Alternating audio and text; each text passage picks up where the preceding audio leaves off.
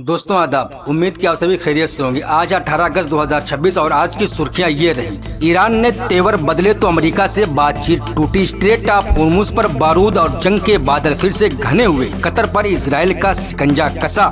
Yemen में Saudi अरब पर नौजवानों को जंग में धकेलने का इल्जाम लगा। गजा में अमन की शर्त बनी हमास के हथियार और सुरंगें, मगर इसराइल के अंदर से कब्जे और बस्तियों की मांग भी जगी। उधर जंग की आंच ऐसी बढ़ी कि अमेरिका का तेल भंडार 44 साल के सबसे निचले पायदान पर जा पहुंचा। नील के पानी पर मिस्र ने इथियोपिया को ललकारा। डैम बढ़े तो टकराव का खतरा भी पड़ा और वेस्ट बैंक में घेराबंदी, गिरफ्तारियां जारी हैं। तो सवाल क्या मिडिल ईस्ट में सुलह की सुबह आने वाली है या हर तरफ से उड़ता धुआं एक और बड़ी जंग की दस्तक दे रहा है? आइए जानते हैं इस खास रिपोर्ट में। मैं हूं रियाज अहमद और आप देख रहे हैं हमारा खास शो बातें दुनिया की। दोस्तों वीडियो में आगे बढ़ने से पहले मैं आपको खुशखबरी देना चाहता हूं कि मेरा चैनल आज मोनेटाइज हो गया। आप सभी का बहुत बहुत शुक्रिया। दोस्तों सबसे पहले बात ईरान की, क्योंकि इस वक्त मिडिल ईस्ट में सबसे ज्यादा नजरें इस मुल्क पर टिकी हुई है। रिपोर्ट के मुताबिक ईरान अब सिर्फ अपनी हिफाजत करने के मूड में नहीं है, बल्कि जरूरत पड़ने पर पहला हमला करने की तैयारी करता हुआ नजर आ रहा है। आसान जबान में समझिए, अब तक ईरान की तरफ से जो बात सामने आती रही है उसमें जोर इस बात पर था कि अगर उस पर हमला हुआ तो वो जवाब देगा, लेकिन अब जो इशारे मिल रहे हैं उनमें ये बात सामने आ रही कि अगर ईरान को लगता है कि सामने वाला हमला करने वाला या बातचीत का रास्ता काम नहीं कर रहा तो वो पहले कार्रवाई करने के विकल्प पर भी विचार कर सकता है। इस बदलाव की सबसे बड़ी वजह अमेरिका के साथ बातचीत को लेकर ईरान का घटता हुआ भरोसा बताया जा रहा। रिपोर्ट में एक सीनियर ईरानी अधिकारी के हवाले से कहा गया कि ईरान को अब शक हो रहा है कि अमेरिका सीज फायर और बातचीत को लेकर उतना गंभीर नहीं है जितना वो दिखाई दे रहा है। यही वजह है कि ईरानी फोर्सेस को स्ट्रेट ऑफ होर्मुज और पूरे इलाके में बढ़ते तनाव के लिए पूरी तरह तैयार रहने को कहा गया है।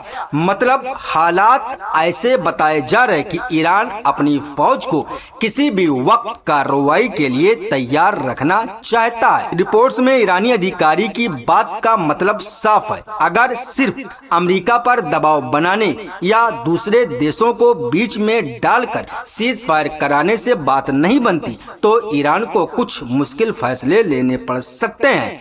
और यही बात इस खबर को बेहद अहम बनाती है। यानी ईरान की तरफ से अगर कोई सैन्य यानी फौजी पहल की जाती है तो मामला बहुत तेजी से बड़ा हो सकता है। IRGC का सख्त संदेश है कि मौजूदा नाजुक हालात में उसकी फोर्सेज ईरान की हिफाजत के लिए पूरी तरह तैयार है। यानी IRGC ने ईरानी जनता को ये भरोसा दिलाने की कोशिश की है कि अगर देश पर कोई नया हमला होता है तो ईरान की फोर्सेज उसके जवाब के लिए तैयार है। सिर्फ IRGC की नहीं, रिपोर्ट के मुताबिक ईरानी आर्मी और दूसरी सैन्य ताकतों के बीच भी पूरा तालमेल है। इसका मतलब ये है कि ईरान अपने सैन्य ढांचे को अलग अलग हिस्सों में नहीं बल्कि मिलकर काम करने की स्थिति में रख रहा है। IRGC ने भी कहा है कि अगर ईरान को कोई नई धमकी मिलती है या उस पर हमला होता है तो उसकी जमीन, आजादी, वकार और राष्ट्रीय हितों की हिफाजत के लिए सख्ती से जवाब दिया जाएगा। अब इस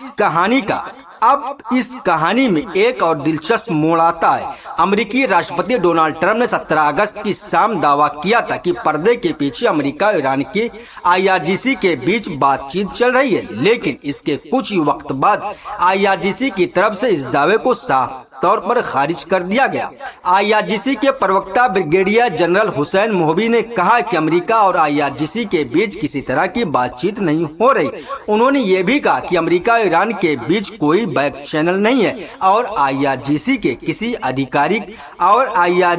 किसी अधिकारी का अमेरिकी अधिकारियों से संपर्क यानी कोई वास्ता नहीं है। यानी तस्वीर साफ है, अमेरिका कह रहा है कि बातचीत हो रही, ईरान की IRGC कह रही कि कोई बातचीत नहीं हो रही। IRGC ने ट्रंप के दावे को जंग में अमेरिका की नाकामी और मायूसी से पैदा हुआ दावा बताया। तो इस वक्त सबसे बड़ा सवाल यही है कि आखिर पर्दे के पीछे का सच क्या है? क्या वाकई कोई बातचीत चल रही है और ईरान उसे सार्वजनिक नहीं करना चाहता, या फिर ट्रंप का दावा गलत है? रिपोर्ट में इसका कोई पक्का सबूत नहीं दिया गया, इसलिए यहाँ इतना ही कहा जा सकता है कि दोनों पक्षों के बयान एक दूसरे से बिल्कुल अलग है। दोस्तों, बात करते हैं कतर की। रिपोर्ट्स के मुताबिक इसराइल ने कतर को लेकर अपना रुख और सख्त कर दिया है। इजरायली मीडिया में आई एक रिपोर्ट के मुताबिक इसराइल ने कतर को आगे किसी भी तरह का डिफेंस सिस्टम, हथियार या सैन्य सामान बेचने पर रोक लगाने का फैसला किया है। रिपोर्ट में कहा गया है कि पहले से मंजूर किए गए सामान की सप्लाई, पुराने सिस्टम की मेंटेनेंस और टेक्निकल मदद भी रोकने की बात सामने आई है। अब यहाँ सवाल उठता है कि जब इसराइल और कतर के बीच सीधे तौर पर कोई सामान हथियार कारोबार नहीं है, तो फिर इस फैसले की बात क्यों सामने आई है? रिपोर्ट में बताया गया कि इजरायली आरोपों के मुताबिक अमेरिकी डिलीवरी के रास्ते इजरायली डिफेंस टेक्नोलॉजी और इक्विपमेंट कतर तक पहुंचता रहा है। इसराइल का आरोप है कि कतर लंबे समय से हमास के नेताओं को पनाह देता रहा। इसके अलावा इसराइल ये भी आरोप लगाता रहा है कि कतर ने हमास को आर्थिक मदद दी और इसराइल हमास के बीच बातचीत में अहम भूमिका निभाई। इसराइल के नजरिए से यही चीज अब कतर के खिलाफ गुस्से की वजह बन रही। रिपोर्ट में एक दिलचस्प बात भी कही गई है। इसी रिपोर्ट में एक तरफ एक दावा किया गया कि कतर को इसराइल की डिफेंस टेक्नोलॉजी मिलती रहे, दूसरी तरफ कतर पर हमास को मजबूत करने का आरोप भी लगाया गया। यानी एक ही रिपोर्ट में दोनों तरह के दावे सामने आए हैं। वहीं दूसरी तरफ यमन के हूथियों की तरफ से सऊदी अरब पर एक नया आरोप लगाया गया। आरोप है कि सऊदी अरब दक्षिण यमन के नौजवानों को अपने फायदे के लिए भर्ती करने और उन्हें लड़ाई में भेजने की कोशिश कर रहा है। 17 अगस्त को सामने आई खबर में अल-महरा प्रांत के एक स्थानीय अधिकारी अल-कतबी अल-हुसैन अल-फारजी के हवाले से कहा गया कि सऊदी समर्थन से दक्षिणी इलाकों के नौजवानों की भर्ती तेज हो गई। आरोप के मुताबिक इन नौजवानों को सरहदी इलाकों और लड़ाई के मोर्चों पर भेजने की तैयारी की जा रही है। इतना ही नहीं, ये आरोप भी है कि इस भर्ती का मकसद सिर्फ लड़ाके तैयार करना नहीं, बल्कि दक्षिणी यमन के नौजवानों और उसकी सैन्य ताकत को कमजोर करना, समाज को बांटना और अहम इलाकों और बॉर्डर क्रॉसिंग पर अपना कंट्रोल बढ़ाना है। दोस्तों, बातें हैं गजा पर, जहां सबसे अहम बात हमास के हथियारों और सुरंगों को लेकर सामने आई। रिपोर्ट के मुताबिक अमेरिका और इजराइल के बीच गजा को लेकर हुई बातचीत में एक प्लान सामने आया, जिसमें हमास के हथियार और सुरंग खत्म करना अमन की एक अहम शर्त बताई गई है। इस बातचीत में अमेरिकी राष्ट्रपति डोनाल्ड ट्रंप के दामाद जेरेड कुशनर की अगुवाई वाले बोर्ड ऑफ पीस के प्रतिनिधि मंडल और इजरायली प्रधानमंत्री बेंजामिन नेतन्याहू के बीच बैठक का जिक्र है। रिपोर्ट के मुताबिक बैठक में हमास को पूरी तरह निहत्था करने पर सहमति की बात सामने आई है। यानी हमास के हल्के और भारी हथियार खत्म किए जाएं, उसकी सुरंगों को भी तबाह किया जाए ताकि उन्हें दोबारा इस्तेमाल न कर सकें। और सबसे अहम बात, रिपोर्ट के मुताबिक जब तक हमास को पूरी तरह निहत्था नहीं किया जाता, तब तक इजरायली फोर्सेस की पूरी तरह वापसी होगी। इस प्लान में ये भी कहा गया कि अगर हमास दोबारा हमला करता है, हथियार जमा करता है या किसी हमले की कोशिश करता है, तो इसराइल को कार्रवाई करने का अधिकार रहेगा। अब यहीं से विवाद पैदा होता है, क्योंकि एक तरफ हमास के हथियार खत्म करने की बात हो रही, दूसरी तरफ इसराइल को आगे भी कार्रवाई करने का अधिकार दिया जा रहा। तो सवाल ये उठता है कि गजा में रहने वाले आम लोगों को असल में अस्थायी अमन यानी शांति कैसे हासिल होगी? वहीं दूसरी तरफ गजा को लेकर इसराइल के अंदर से भी और ज्यादा सख्त आवाजें सामने आई हैं। इसराइल के मंत्री स्ट्रोमिच ने कहा कि हमास के नेताओं से बातचीत नहीं होनी चाहिए, बल्कि उन्हें खत्म कर देना चाहिए। उन्होंने नेतन्याहू के सख्त रुख की तारीफ की, लेकिन साथ ही कहा कि गजा को लेकर नेतन्याहू की मौजूदा मकसद अभी आधे रास्ते तक ही पहुँचे हैं। स्मोट्रिच के मुताबिक आगे गजा पर पूरी तरह इजरायली कंट्रोल होना चाहिए और वहाँ इजरायली बस्तियां भी कायम की जानी चाहिए। यानी उनके बयान का मतलब सिर्फ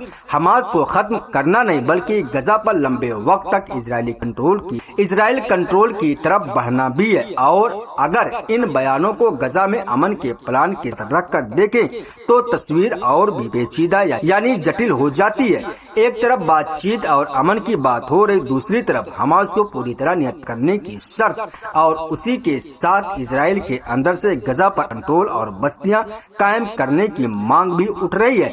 इसलिए गजा का मामला सिर्फ सीजफायर तक सीमित नहीं रह गया, बल्कि सवाल ये है कि युद्ध के बाद गजा का मुस्तकबिल क्या होगा। दोस्तों, वहीं दूसरी तरफ मिस्र ने इथियोपिया को नील नदी के पानी को लेकर बेहद सख्त चेतावनी दी है।